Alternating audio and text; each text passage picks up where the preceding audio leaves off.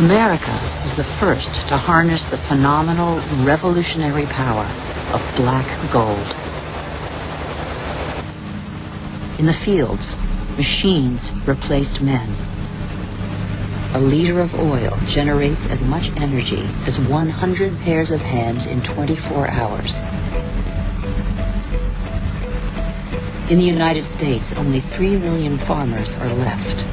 They produce enough grain to feed 2 billion people. But most of that grain is not used to feed people.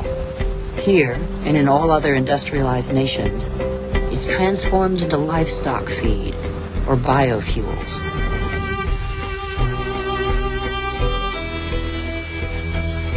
The pocket of sunshine's energy chased away the specter of drought that stalked farmland. No spring escapes the demands of agriculture, which accounts for 70% of humanity's water consumption. In nature, everything is linked. The more a country develops, the more meat its inhabitants consume. How can growing worldwide demand be satisfied without recourse to concentration camp-style cattle farms? Faster and faster, like the life cycle of livestock which may never see a meadow, manufacturing meat faster than the animal has become a daily routine. In these vast food lots trampled by millions of cattle, not a blade of grass grows. A fleet of trucks from every corner of the country brings in tons of grain, soy meal, and protein-rich granules that will become tons of meat.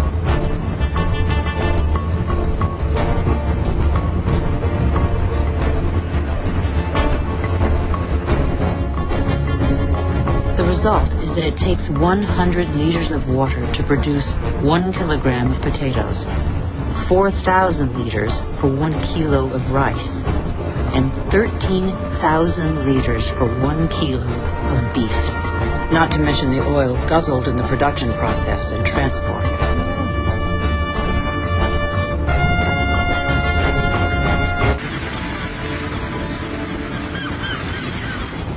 Since 1950, fishing catches have increased 5-fold, from 18 to 100 million metric tons a year.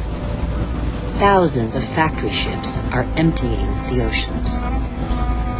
3/4 of fishing grounds are exhausted, depleted, or in danger of being so. Most large fish have been fished out of existence since they have no time to reproduce.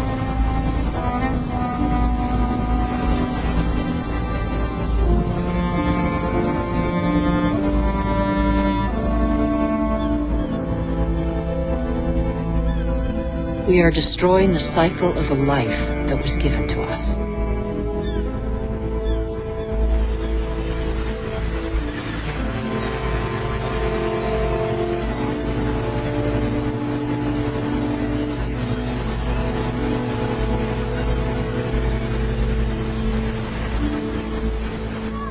At the current rate, all fish stocks are threatened with exhaustion.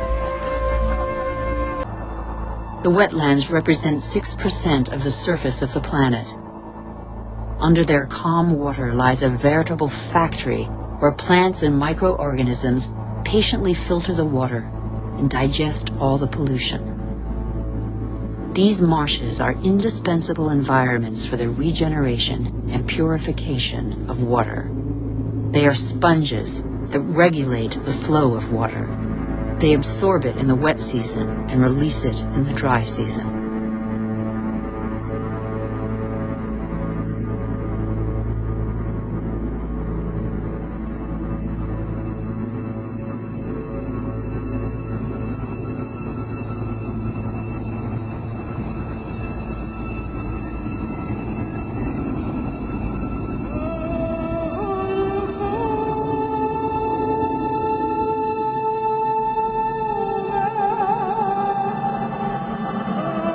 In our race to conquer more land, we have reclaimed them as pasture for our livestock, or as land for agriculture or building. In the last century, half of the world's marshes were drained. we know neither their richness nor their role.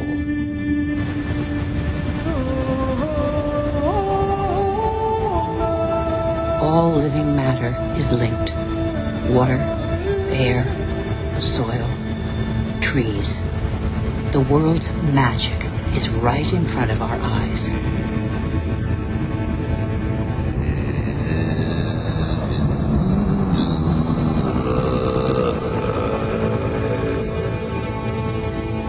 Trees breathe groundwater into the atmosphere as light mist. They form a canopy that alleviates the impact of heavy rains. The forests provide the humidity that is necessary for life. They store carbon, containing more than all the Earth's atmosphere.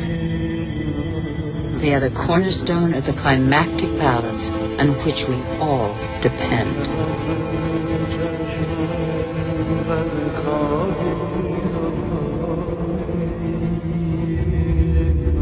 The trees of the primary forests provide a habitat for 3/4 of the planet's biodiversity. That's to say, of all life on Earth.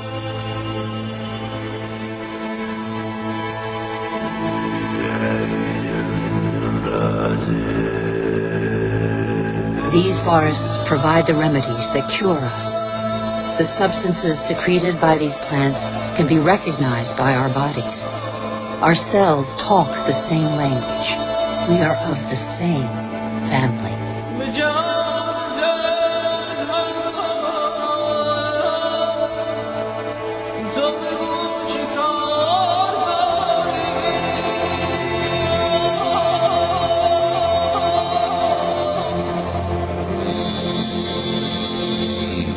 But in barely 40 years, the world's largest rainforest, the Amazon, has been reduced by 20%.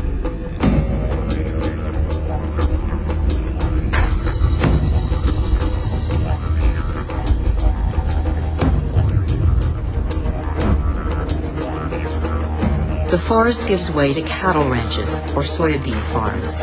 95% of these soybeans are used to feed livestock and poultry in Europe and Asia. And so, a forest is turned into meat.